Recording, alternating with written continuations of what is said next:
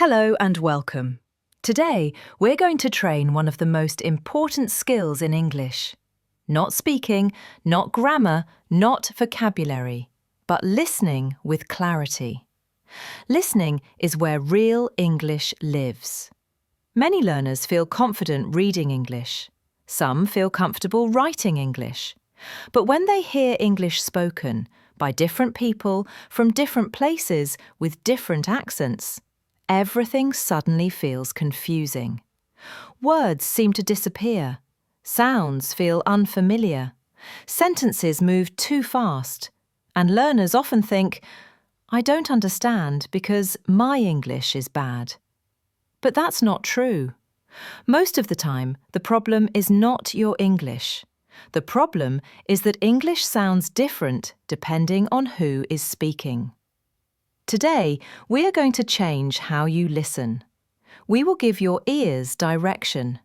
We will give your mind calm structure. We will give you a compass so you can navigate English accents with confidence. Take a slow breath. Relax your shoulders. Relax your face. Listening improves when tension disappears. Now, let's begin. English is not one sound. English is many sounds. It changes by country. It changes by region. It changes by culture. It changes by the speaker's background, speed, and emotion. But here is something very important. All English accents follow patterns. They are not random. They are not chaotic. They are not impossible to understand. Your ears simply need training, not pressure, not stress, not force. When you listen with the right mindset, accents stop feeling scary and start feeling interesting. Let's talk about why accents feel difficult at first. When you learn English in books, you see clear words, perfect spacing, complete sentences. But spoken English doesn't work like that. Spoken English connects words. It shortens sounds. It removes letters. It changes rhythm. And accents change how those things happen. Some accents stretch vowels. Some accents shorten them. Some accents soften consonants.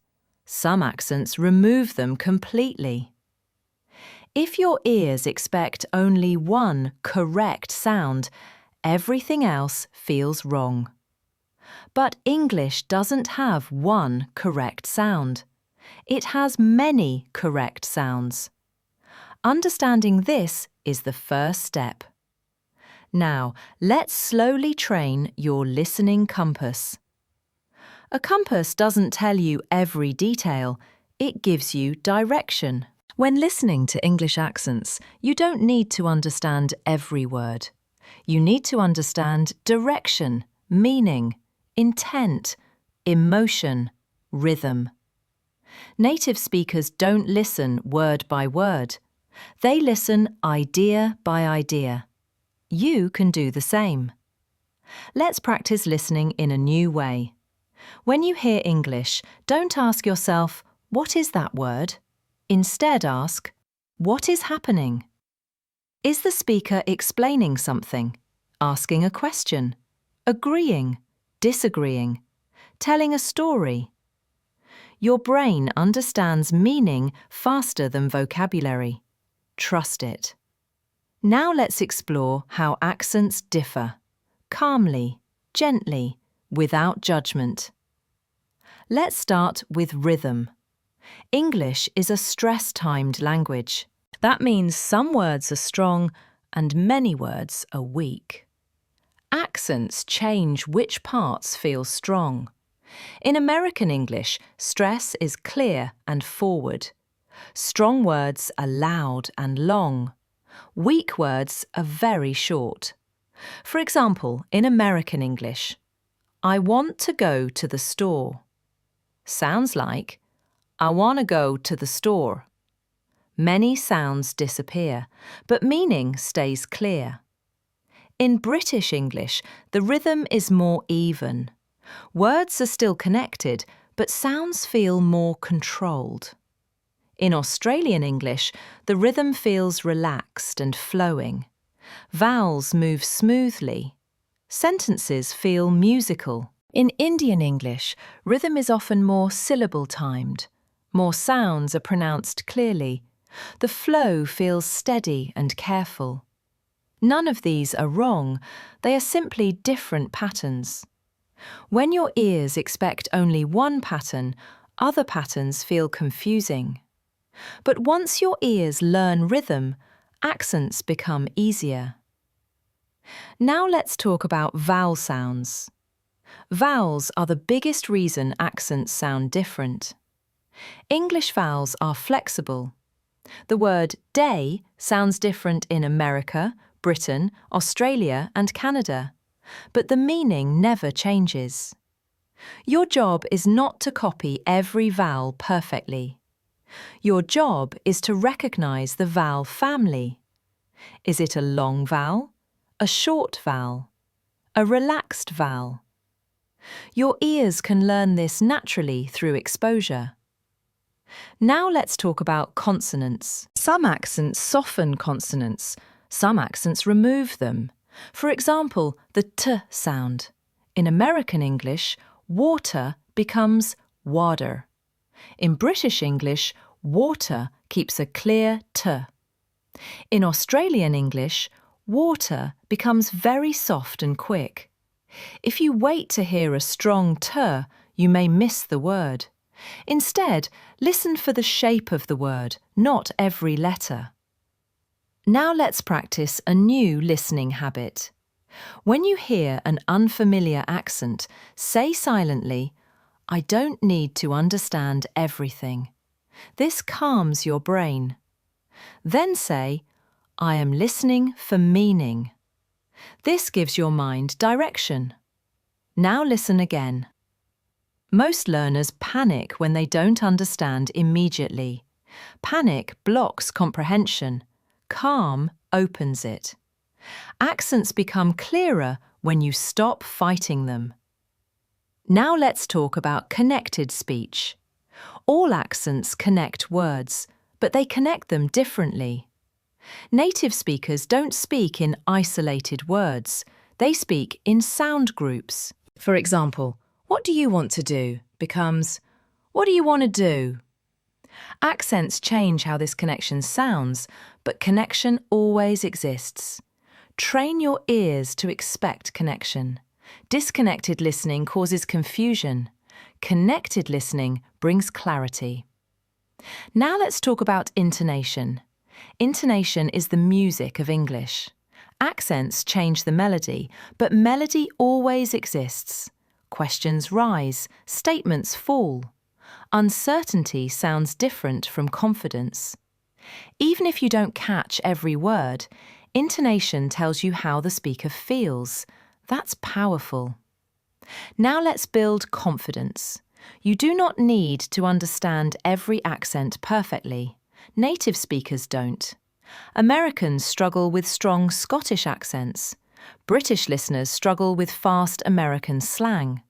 Australians struggle with regional UK accents. Confusion is normal, even for native speakers. That means your confusion is not failure.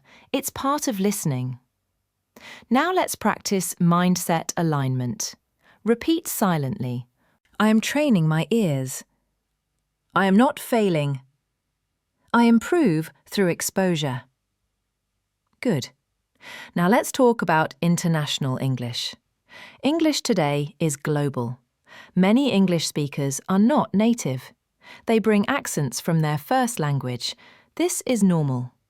International English often uses clearer pronunciation, more direct structure, fewer reductions.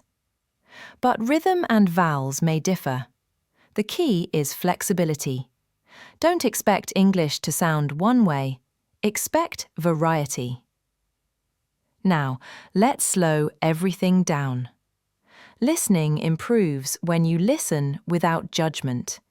Instead of thinking, That accent is strange. Think, that accent is different.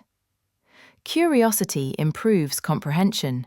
Judgment blocks it. Now let's train practical listening focus.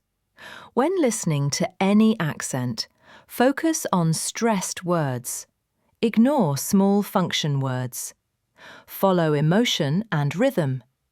Accept partial understanding. Partial understanding is success. Now let's imagine real situations. You hear English at work, in meetings, on calls, in videos, in podcasts, in movies. You don't control the accent, but you control your reaction. When you stay calm, your ears adjust faster. Your brain fills gaps naturally. Now let's practice internal dialogue. When you miss something, say, "That's okay." Then keep listening. Don't rewind mentally. Listening happens forward, not backward. Now let's talk about long-term progress. Accent comprehension improves gradually. Suddenly one day you understand more than before. Not because English changed, but because your ears adapted. This happens quietly. Trust the process. Now let's anchor confidence. You are not bad at listening. You are learning. You don't need perfect understanding. You need consistent exposure. Every accent you hear trains your brain. Every confusion strengthens adaptation. Now let's slow the voice again. Listening is a skill. Skills grow with repetition, not pressure. Let English enter naturally. Your ears are intelligent. Your brain is flexible. You are capable of understanding real English. Now let's bring everything together. English accents are not obstacles. They are variations. They carry culture, identity, history. When you understand accents, you understand people better. And understanding people is the heart of language. Take a slow breath. You are becoming a better listener. Not fast, not loudly, but steadily. Your English listener's compass is forming. It points toward clarity. It points toward confidence. It points toward calm understanding. You don't need to rush. You don't need to force. Keep listening. Keep relaxing. Keep trusting your ears. Your understanding is growing. Thank you for listening today. I'll see you in the next session inside the Shadowing English room.